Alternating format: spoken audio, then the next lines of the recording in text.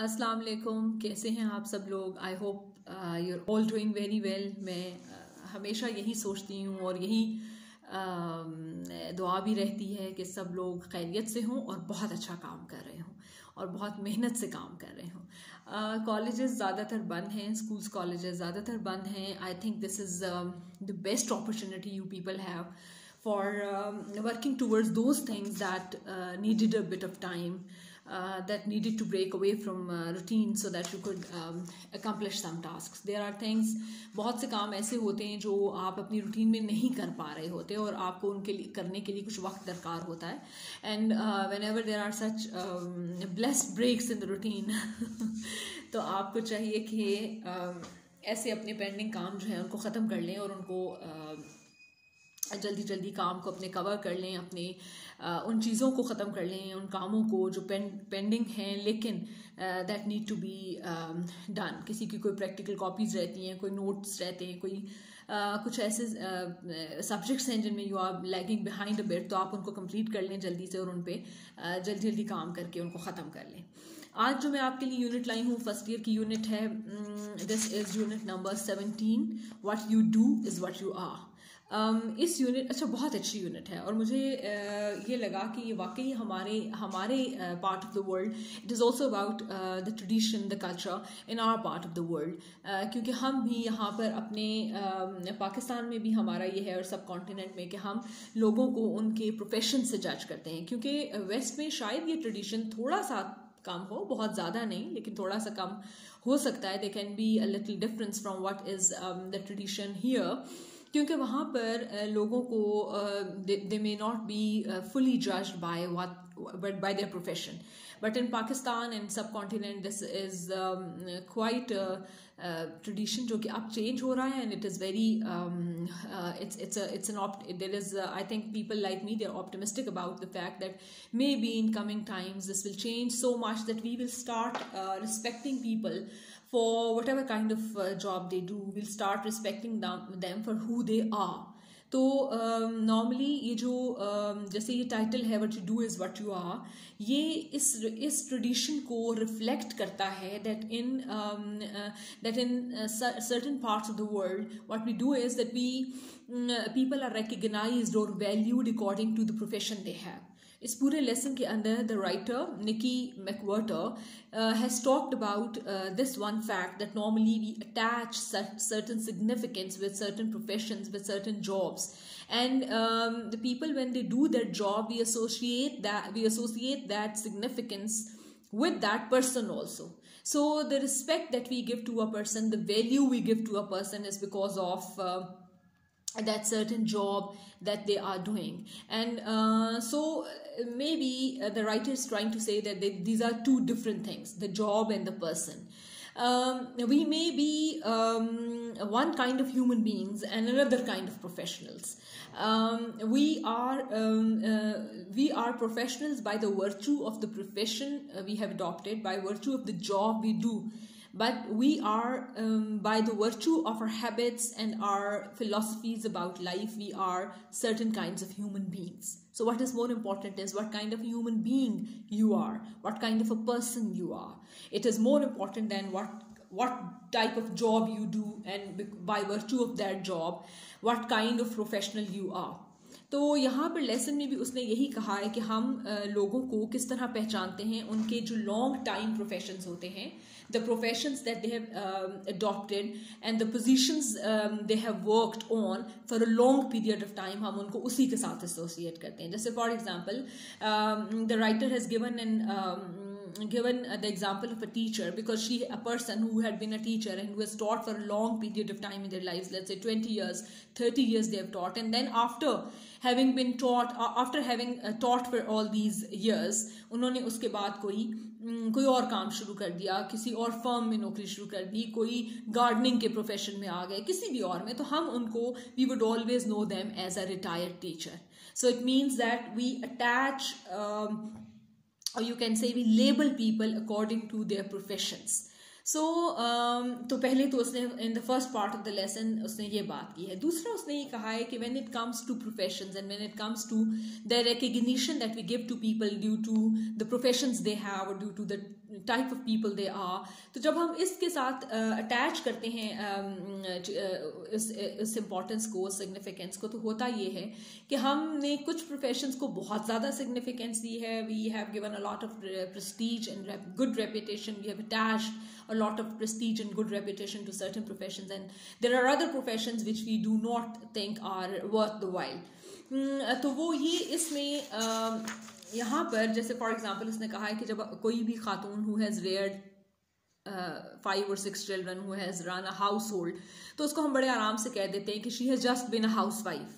And we know that it isn't an easy job to run a household, to rear children, and to look after the house and all that. So she cannot just be a housewife. She has been doing a lot to, carry out all these jobs. तो यही बात इसमें writer ने यहाँ पर भी करने की कोशिश की है कि बहुत सी जॉब्स जस्ट जब आप उनके साथ लगाते हैं तो आप उनकी वैल्यू को कम कर देते हैं. आप वो सारा हार्डवर्क जो उस जॉब में गया है, सारा हार्डवर्क जो उस प्रोफेशन में गया है, आप उसको छोटे लेवल पर ले आते हैं, आप उसकी वैल्यू को कम कर देते हैं ये कहकर के ये तो सिर्फ यही किया है इसने. But then there are other professions जिनमें हम ये नहीं कहते कि जस्ट, जैसे फॉर एग्जांपल उसने यहाँ पर on page 154 in the first part of the page उसने ये एग्जांपल दी है कि अगर कोई बंदा एक वाइस प्रेसिडेंट हो किसी कंपनी में, किसी ऑर्गेनाइजेशन में, तो we don't say he is just a vice president, we say he is a vice president as if being a vice president is worth something. जबकि अगर कोई कैब ड्राइवर हो तो हम कहेंगे is just a cab driver. तो इसका by adding just we are in a way adding certain value और subtracting certain value from a profession, while we know that both these people are working really hard. Whether you are a vice president or you are a cab driver, you're working really hard to make both ends meet, and maybe the cab driver is working harder than the vice president to make both the ends meet.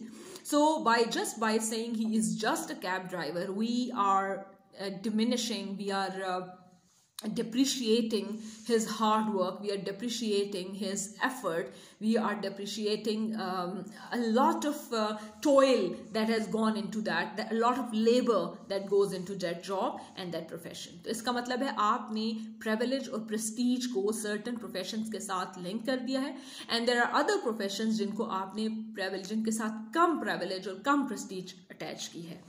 तो ये बहुत ही अच्छा एक चीज़ है जिसको उसने argue किया है.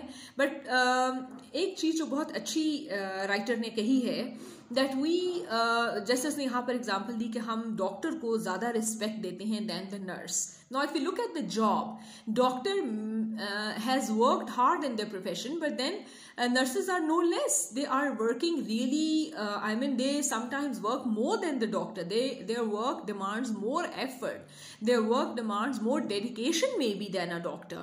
So it isn't easy to be a nurse. So, but society has its own standards, and according to those standards, they judge people and their work according to those standards. तो यहाँ पर ये जो चीज़ है, इस चीज़ को बेसिकली आर्ग्यू किया है राइटर ने. इस चीज़ को उसने बताने की कोशिश की है कि जैसे फिर आगे उसने बड़ी अच्छी बात की है कि हम जो पढ़े लिखे लोग हैं और एजुकेटेड होने की हमारे यहाँ ये निशानी है, और एक अडल्ट, मेच्योर अडल्ट होने की, कि हम राइटर्स को म्यूजिशियंस से ज़्यादा prestige देते हैं. Again, this is a certain prestige that you've attached with the profession of writing. Though a rock musician is also working really hard. He is trying to have those expertise in his profession जो उसको होनी चाहिए उसके लिए. तो ये सारी बातें यहाँ पर हुई हैं. बहुत ही अच्छे चंद क्वेश्चंस रेज किए हैं राइटर ने at the end of the last paragraph on page 155 in my book. बहुत कुछ क्वेश्चंस रेज किए हैं for us to think about, जिनमें एक क्वेश्चन ये है कि how do we decide which jobs have great value and therefore the job holders are wonderful people? Why is someone who builds shopping center called an entrepreneur while someone who builds freeways is called a contractor? The writer says, I have no answer to this, but we might think about the phenomenon the next time we are tempted to fawn over some stranger because we find out he happened to be a judge, or next time we catch ourselves discount the personal worth of garbage collector. ये बहुत प्यारी बात है.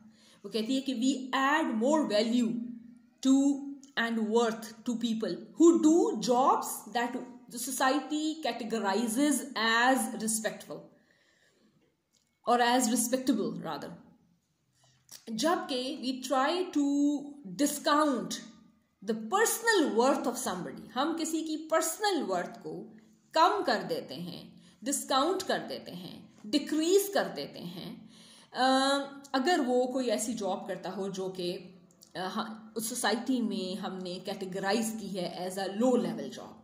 तो jobs के जो levels हैं उनसे हम लोगों की पर्सनल वैल्यू डिटरमिन करते हैं। बेसिकली उसने द राइटर हैज क्वेश्चनड और challenged this you can say practice of our society that we try to determine the personal worth of a person through the work they do, through the job they do, and through the profession they have chosen.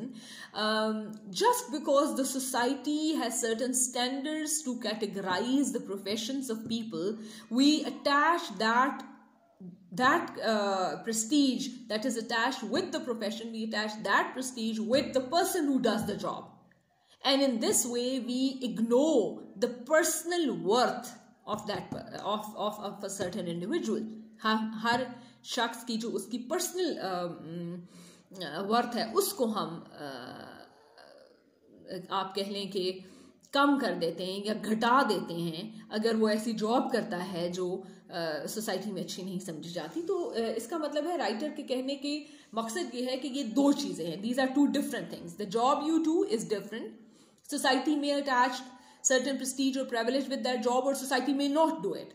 Similarly, आप खुद कैसे इंसान हैं, आपकी personal worth क्या है, that is an entirely different thing. आपकी personal worth जो है वो एक बिल्कुल कंप्लीटली डिफरेंट आइडिया है, और उस पर्सनल वर्थ के साथ क्या चीज़ें हैं जुड़ी हुई, आपका कैरेक्टर, आपकी जो एफर्ट है on being a better person, on becoming a better person, ये वो चीज़ें हैं जो आपकी पर्सनल वर्थ के साथ जुड़ी हुई हैं। तो हम उन दोनों चीज़ों को जब ऐसा इकट्ठा करते हैं कि किसी की पर्सनल वर्थ कम कर देते हैं क्योंकि वो जॉब ऐसी करता है जो सोसाइटी में बहुत प्रिविलेज जॉब नहीं है, प्रेस्टिजियस जॉब नहीं है, और एट द सेम टाइम किसी शख्स की पर्सनल वर्थ को बहुत बढ़ा देते हैं इसलिए कि वो कोई ऐसी जॉब करता है, किसी ऐसे प्रोफेशन से लिंक्ड है जो सोसाइटी में बहुत ही प्रेस्टिजियस है। तो हम दोनों तरह we are not doing the right thing, we are not doing the proper thing.